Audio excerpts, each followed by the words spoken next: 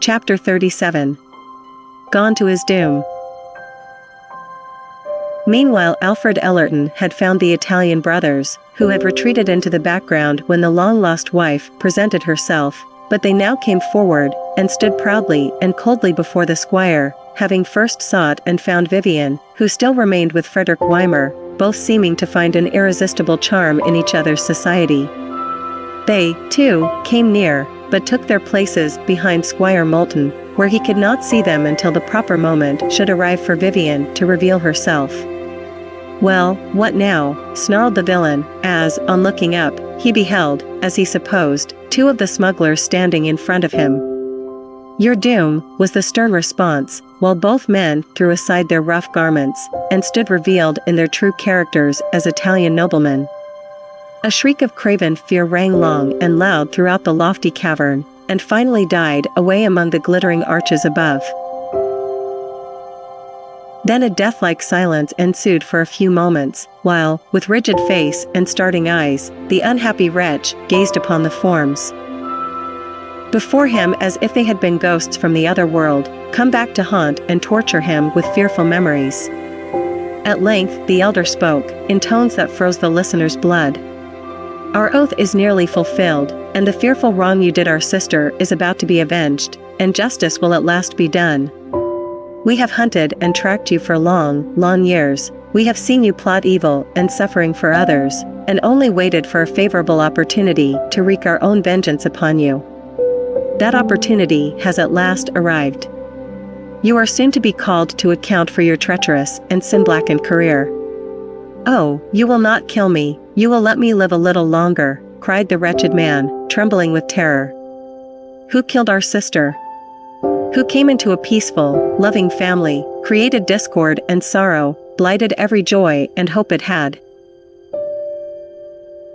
ever known, dishonored its fair name, and broke the hearts of a loving father and a tender, devoted daughter?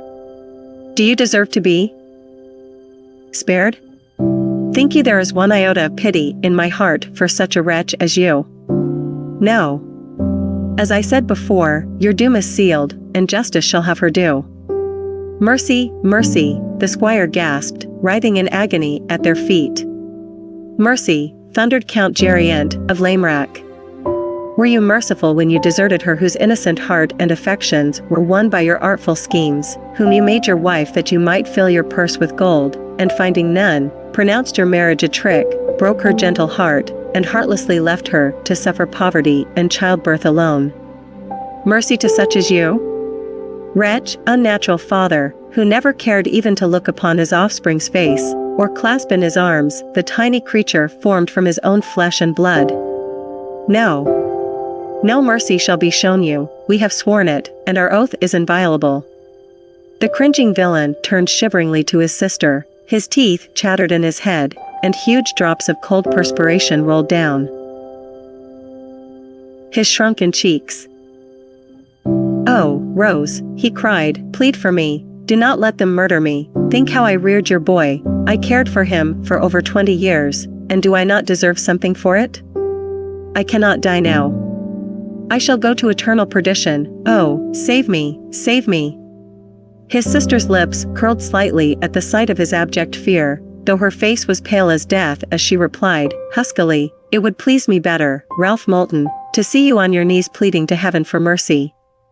You cannot expect much love from me, though I would that you had time to repent." "Oh, heaven! Will no one help me?" "Here cometh one, and it shall be as she says," sternly said the Count Gerient, as he beckoned Vivian to come forward. She came, pale as marble, but beautiful as an angel, leaning upon Frederick Weimer's arm. Slowly, softly, she glided forward, and stood before the kneeling wretch. He did not see her at once, she had come so silently, but chancing to raise his eyes after a moment, he instantly started wildly too. His feet, his eyes protruded from their sockets, his nostrils dilated, and his under jaw dropped like a dead man's. "Back," screamed Squire Moulton, frantically. "Back to the land of spirits whence you came. Heavens! Why come you here to torture me thus?" "Villain, it is your daughter," said her uncle, solemnly. "It is a lie. Back with you, come no nearer, mercy, Vivian.